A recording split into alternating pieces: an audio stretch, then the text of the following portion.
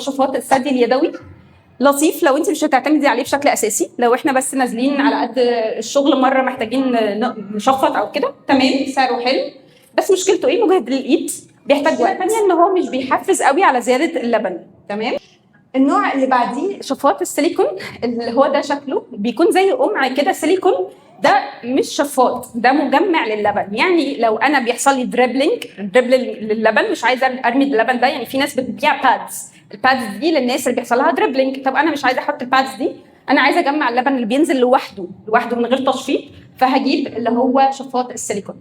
طيب النوع اللي بعديها واللي هو بالنسبه لي اكثر اعتماديه وافضل انواع هو النوع الالكتريك، سواء الالكتريك العادي او الالكتريك الويربل.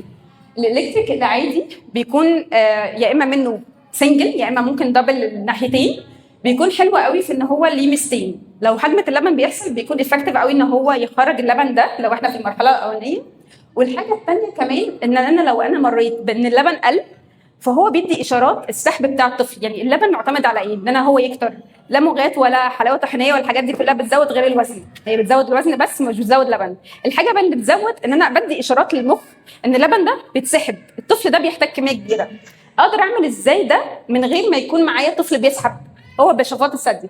فشفاط الثدي سواء الكهربائي العادي او الويربل هو بيعمل الفكره دي. فكل ما بشفط بيه اكتر كل ما اللبن بيزيد. فانا هحتاج شفاطات الثدي الالكتريك سواء انا عندي لبن قليل او انا نازله شغل او انا محتاجه ارتاح وادي حد يرضع الطفل، يعني يديله اللبن ده وانا تعبانه فيه.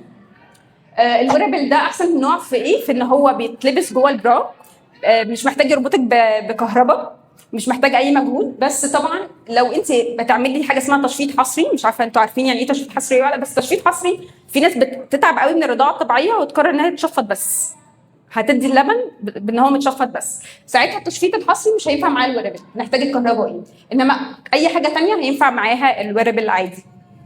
ده كيو ار كود كنت حاطه فيه فيديو مقارنه بين كل الانواع بالتفصيل، لو انتم محتاجين تشوفوه عشان انا عارفه ان احنا ما اتكلمناش قوي بالتفاصيل، فده فيه تفاصيل اكتر. على فكره صحيح انا كنت جايبه البتاع اللي هو شفاط الثدي، مش عارفه كام حد فيكم شافه، بس ده اللي هو مثال للشفاط الثدي اللي هو الالكتريك. بيكون قمع كده، ده السنجل، في بيبقى زي الدبل، بيبقى اتنين جنب بعض. والفكره ان هو بيكون الثدي هنا وبيبتدي ان هو الضغط ده بيخلي اللبن ينزل، وفي فلتر هنا وبيتجمع اللبن هنا حسب السرعات وحسب في مود بيبقى حاجه اسمها ستيميوليشن ومود اسمه اكسبريشن. اهم حاجه بس نفسي تطلعوا بيها لو انتم ما سمعتوش اي حاجه في شفاط الثدي انه بليز ما تجيبوش النوع ده. النوع ده مدمر بامانه، وناس بتوقف لبن بسبب النوع ده. بيعمل احتقان في الثدي وبيتلف انسجه اللبنيه، فدي اهم حاجه بس.